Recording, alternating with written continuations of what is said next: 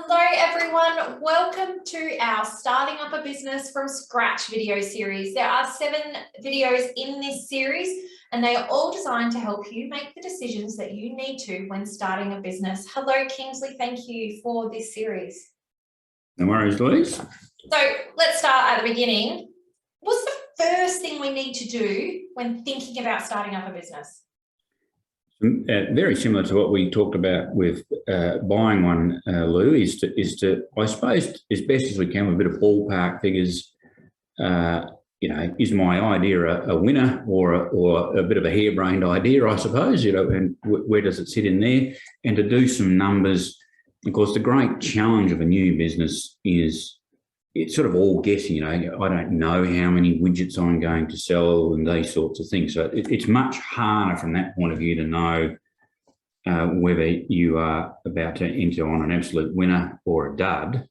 But we can, put some context around those numbers to know where you're going. So, and again, I guess here I'm probably talking more about where you're going to do something pretty dinkum straight away. We're talking about quitting your full-time job and starting something up to replace your family income, as opposed to the sort of so-called side hustle, which we can talk a little bit at the end.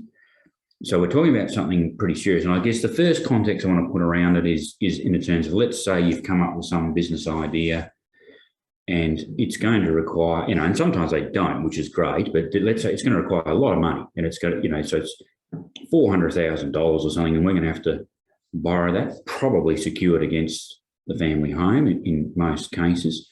So to get some sort of sense in what it's got to make, let's say that business is, we do some budgets and we think it might make $100,000. And again, you think, well, that's pretty good, 400, and it's going to make 125% return. But, you're probably going to at least be paying, business loans, so let's say 5%, might be worse than that.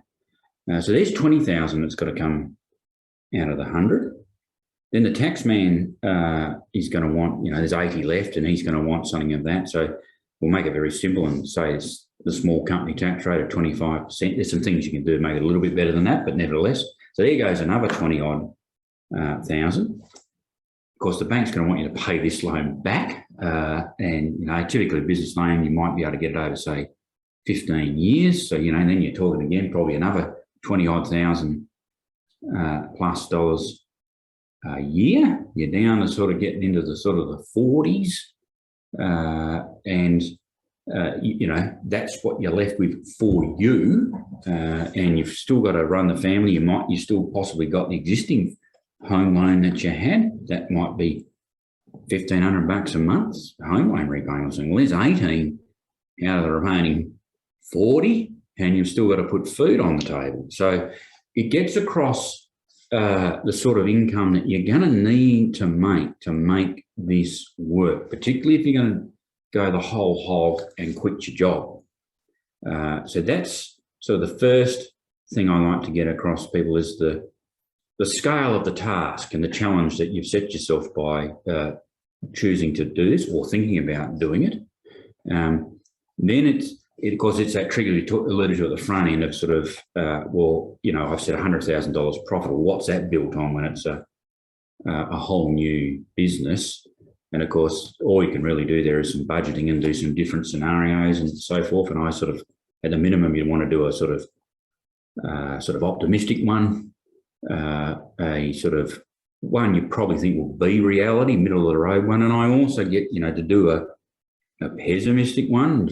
And interestingly, because budgeting can be so very numbers popped from anywhere and you start to lose faith in it. Interestingly, the pessimistic one is often the most useful because what I get people to do there is see how bad this business can be before you get into trouble.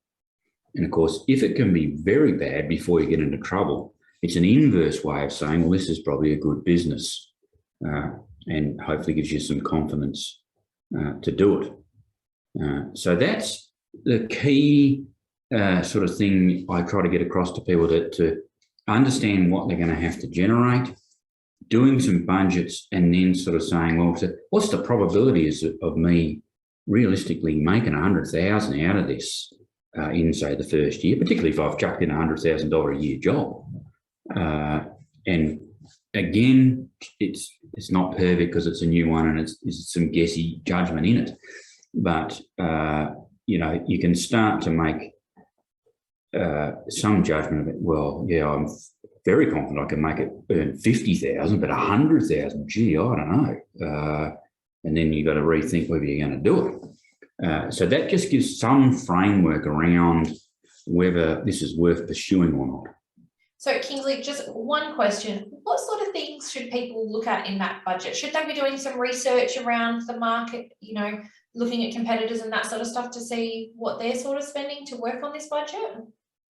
Yeah, and I mean, depending on what it is you're looking at, you can get benchmarks from existing businesses doing the same thing.